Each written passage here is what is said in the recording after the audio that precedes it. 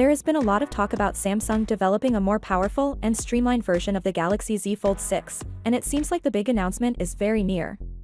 A leaked video has given us a first glance at the Galaxy Z Fold 6 Special Edition, which we revealed yesterday would launch as early as next week.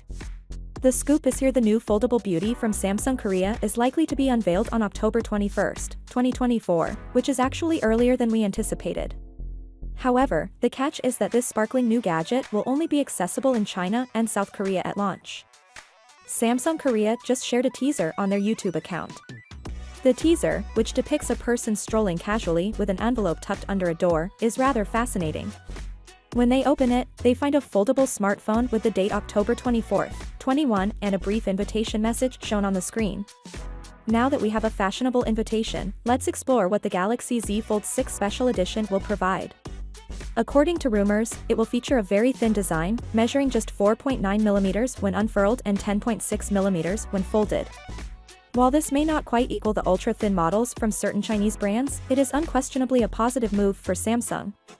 Additionally, they probably will continue to use the IP48 classification for water and dust protection, which is seldom seen in other foldable phones. Additionally, there is talk of a potential titanium frame, much to the one we saw on the Galaxy S24 Ultra, which could offer a wonderful touch of flair and durability. With those bigger panels, we're considering an 8-inch foldable inner screen and a 6.5-inch cover display.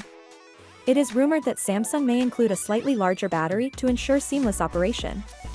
In terms of software, 7 significant Android OS upgrades are promised, and Android 14 will launch with a single UI 6.11.